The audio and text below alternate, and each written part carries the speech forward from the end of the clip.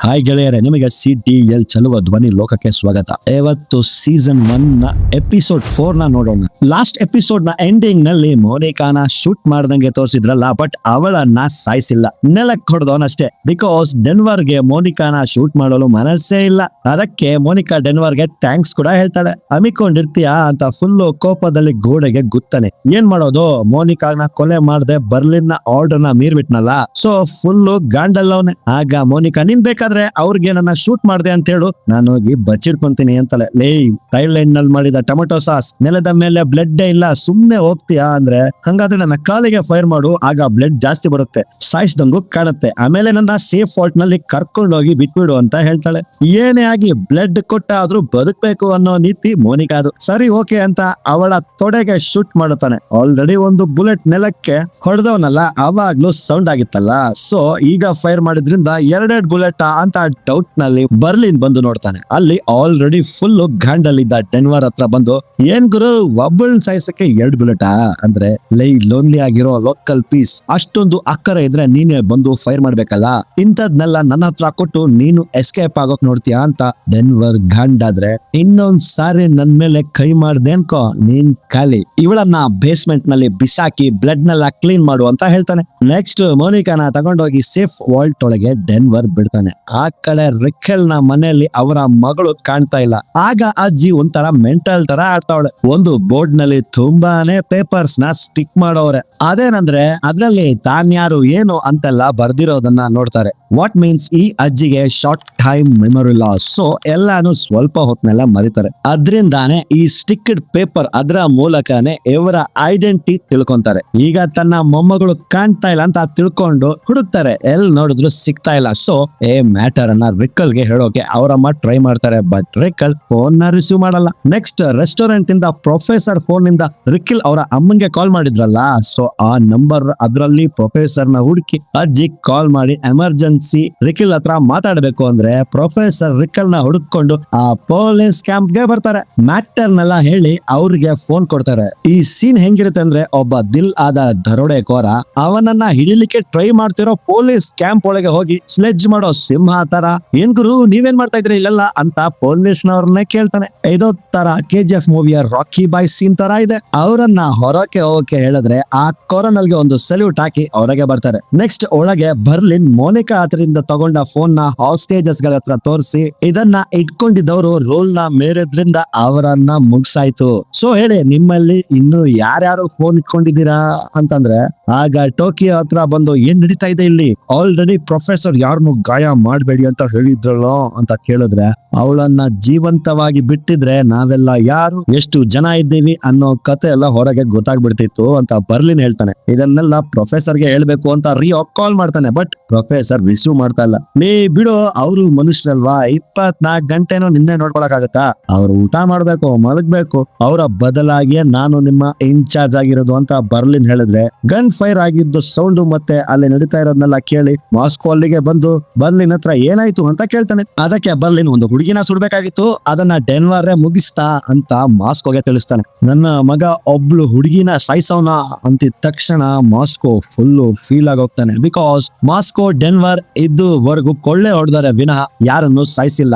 ಇನ್ನೊಂದೇನಂದ್ರೆ, ಈ ದರೋಡೆ ಒಳಕ್ಕೆ ಮಾಸ್ಕೋನೆ ಡೆನ್ವರ್ ನ ಕರ್ಕೊಂಡು ಬಂದಿದ್ದು. ಆಕ್ಚುಲಿ ಡೆನ್ವರ್ ಒಂದು ಡ್ರಗ್ ಗುಂಪಿನೊಳಗೆ ಸಿಗಾಕೊಂಡಿರ್ತಾನೆ, ಸೊ ಅವನ್ನ ಅಲ್ಲಿಂದ ಬಿಡಿಸ್ಲಿಕ್ಕೆ ತುಂಬಾನೇ ದುಡ್ಡು ಬೇಕಾಗಿರುತ್ತೆ. ಆಗ್ಲೇ ಪ್ರೊಫೆಸರ್ ನ ಈ ಪ್ಲಾನ್ ನ ಕೇಳಿ ಮಗನನ್ನ ಸೇರ್ಸ್ಕೊಂಡಿರ್ತಾರೆ. ಇದರಿಂದ ಫೀಲ್ ಆದ ಮಾಸ್ಕೋ ಅವರ ಮಗನ್ನ ನೋಡ್ಲಿಕ್ಕೆ ಹೋಗ್ತಾರೆ. ಆಗ ಬರ್ಲಿನ್ ಅವರ ಹಿಂದೆನೆ ಹೋಗಿ ಮಾಸ್ಕೋನ ಗನ್ ಪಾಯಿಂಟ್ ನ ನಿಲ್ಲಿಸ್ತಾರೆ. ಏನು ನನ್ನ ಶೂಟ್ ಮಾಡ್ತೀಯಾ, ಸರಿ ನನ್ನ ಸಾಯಿಸು, ಆಮೇಲೆ ಇನ್ಯಾರು, ಎಲ್ಲರನ್ನೂ ಸಾಯಿಸು, ನೀನ್ ಮಾತ್ರ ಬ್ಯಾಂಕ್ ಒಳಗೆ ಒಬ್ನೇ ಇರು ಅಂತ ಕೋಪದಲ್ಲಿ ಅವನಿಗೆ ಬೈದು ಮೋನಿಕಾನ ಶೂಟ್ ಮಾಡಿದ ಪ್ಲೇಸ್ ಗೆ ಮಾಸ್ಕೋ ಬಂದ್ರೆ, ಅಲ್ಲಿ ಡೆನ್ವರ್ ಆ ಬ್ಲಡ್ ನೆಲ್ಲ ಕ್ಲೀನ್ ಮಾಡ್ತಾವನೆ. ಇದನ್ನ ನೋಡಿ ಮಾಸ್ಕೋ ಇನ್ನೂ ಫೀಲ್ ಆಗ್ತಾರೆ. ಆ ಹುಡುಗಿನ ನೀನು ಕೊಂದಿಯಾ ಅಂತ ಮಾಸ್ಕೋ ಕೇಳಿದ್ದೆ. ಇವರಿಂದ ಬರ್ಲಿನ್ ಇದ್ದಿದ್ರಿಂದ ಡೆನ್ವರ್ ಹೌದು ಅಂತ ಮಾಸ್ಕೋ ಹತ್ರ ಸುಳ್ಳು ಹೇಳ್ತಾನೆ. ಇದನ್ನ ಕೇಳಿ ಮಾಸ್ಕೋ ಅಲ್ಲಾಡೋಗಿ ಎದೆ ಹಿಡ್ಕೊಂಡು ಬಿದ್ರೆ ಹಂಗೆ ಫ್ಲಾಶ್ ಬ್ಯಾಕ್ ಗೆ ಹೋಗ್ತಾರೆ. ಇವರಿಬ್ರು ಮಾಡಿ ಮೇಲೆ ಕುತ್ಕೊಂಡು ಮಾತಾಡ್ತಾವ್ರೆ. ಬರೋ ಕಾಸಲ್ಲಿ ಒಂದು ಐಲ್ಯಾಂಡ್ ತಗೊಳ್ಳೋಣ, ಬಟ್ ಅಲ್ಲಿ ನಿನಗೆ ಸಪರೇಟ್ ಮನೆ, ನನಗೆ ಸಪರೇಟ್ ಮನೆ, ಯಾಕಂದ್ರೆ ನಿನ್ನ ಗೋರ್ಕೆ ಶಬ್ದ ನನಗೆ ಆಗಲ್ಲ ಅಂತ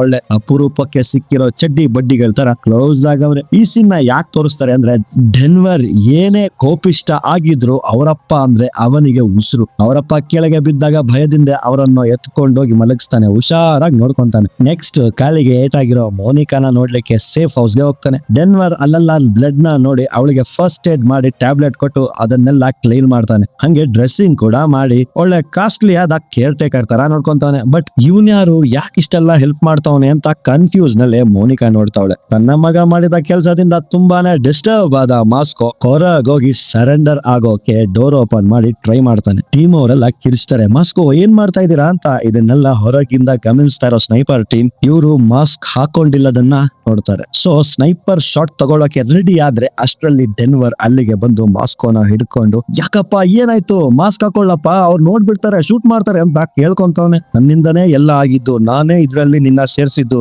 ನೀನ್ ಅವಳನ್ನ ಸಾಯಿಸಬಾರ್ದಿತ್ತು ಅಂತ ಮಾಸ್ಕೋ ಹೇಳಿದ್ರೆ, ಇವರ ಪರಿಸ್ಥಿತಿ ನೋಡಿದ ಡೆನ್ವರ್, ನಾನು ಅವಳನ್ನ ಕೊಲೆ ಮಾಡಿಲ್ಲ, ಅವಳು ಚೆನ್ನಾಗಿ ಅವಳೆ ಒಂದು ಪ್ಲೇಸ್ ನಲ್ಲಿ ಬಚ್ಚಿಟ್ಟಿದೀನಿ ಅಂತ ಹೇಳ್ತಾನೆ. ಅಷ್ಟೊತ್ತಿಗೆ ಆ ಡೋರ್ ನ ಗ್ಯಾಂಗ್ ನವರು ಕ್ಲೋಸ್ ಮಾಡ್ತಾರೆ. ಇನ್ನೊಂದ್ ಕಡೆ ರೆಕ್ಕಲ್ ಅಂಡ್ ಪ್ರೊಫೆಸರ್ ಒಂದು ರೆಸ್ಟೋರೆಂಟ್ ನಲ್ಲಿ ಮೀಟ್ ಮಾಡ್ತಾರೆ. ಬಿಕಾಸ್ ಪ್ರೊಫೆಸರ್ ಫೋನ್ ನ ರೆಕ್ಕಲ್ ತಗೊಂಡೋಗಿದ್ರಲ್ಲ ಅದನ್ನ ರಿಟರ್ನ್ ಕೊಡ್ಲಿಕ್ಕೆ ಬಂದವ್ರೆ. ಆಗ ಪ್ರೊಫೆಸರ್, ನಿಮ್ಮ ಮಗಳು ಸಿಕ್ಕಿದ್ಲಾ ಅಂತಂದ್ರೆ, ನಿಮ್ಮ ಫೋನ್ ನ ತಗೊಂಡೋದೆ, ನಿಮ್ಮನ್ನ ಲಾಕ್ ಮಾಡಿ ಇರಿಟೇಟ್ ಕೂಡ ಮಾಡಿದೆ, ಬಟ್ ನೀವು ನೋಡಿದ್ರೆ ಕೋಪ ಮಾಡ್ಕೊಳ್ದಲೆ ನನ್ನ ಮಗಳ ಬಗ್ಗೆ ವಿಚಾರಿಸ್ತಾ ಇದ್ರಲ್ಲ ಅಂತಾಳೆ. ಆಗ ಪ್ರೊಫೆಸರ್, ಎಲ್ಲಿ ನಿಮ್ಮ ರೆಕಾರ್ಡರ್ ತೆಗೀರಿ, ನಿಮ್ಮನ್ನ ಚೆಕ್ ಮಾಡ್ಬೇಕು ಅಂತ ರೆಕ್ಕಲ್ ಅನ್ನ ಇಮಿಟೇಟ್ ಮಾಡ್ತಾವ್ರೆ. ಆಗ ರೆಕ್ಕಲ್, ಈ ತರ ಎಲ್ಲ ನನ್ನ ಹಸ್ಬೆಂಡ್ ನನ್ನ ರೇಗಿಸ್ತಾ ಇದ್ರು, ಬಟ್ ಈಗ ಅವರು ನನ್ನ ಜೊತೆ ಇಲ್ಲ, ಪರ್ಸನಲ್ ಪ್ರಾಬ್ಲಮ್ ಇಂದ ಅವ್ರಿಗೂ ನನಗೂ ಮನಸ್ತಾಪ ಇದೆ ಅಂತ ಕಣ್ಣು ತುಂಬಿಕೊಂಡು ಫೀಲ್ ನಲ್ಲೇ ಹೇಳಿದ್ರೆ, ಇದನ್ನ ನೋಡಿ ಪ್ರೊಫೆಸರ್, ಯಾರಾದ್ರೂ ನಿಮ್ಗೆ ಹೆಲ್ಪ್ ಮಾಡಿದ್ರೆ ಚೆನ್ನಾಗಿರುತ್ತೆ ಅಂತ ಹೇಳ್ತಾರೆ. ಯಾರು ಮಾಡ್ತಾರೆ ಅಂತ ರಿಕಲ್ ಕೇಳಿದ್ರೆ, ನಾನ್ ಮಾಡ್ತೀನಿ, ಹೇಗೆ ಅಂತ ಗೊತ್ತಿಲ್ಲ, ಬಟ್ ನಾನು ಮಾಡೇ ಮಾಡ್ತೀನಿ ಅಂತ ಒಳ್ಳೆ ಕನೆಕ್ಟ್ ಮಾಡೋ ಕೌನ್ಸಿಲರ್ ತರ ಹೇಳಿದ್ರೆ, ರೆಕಲ್ ಕೂಡ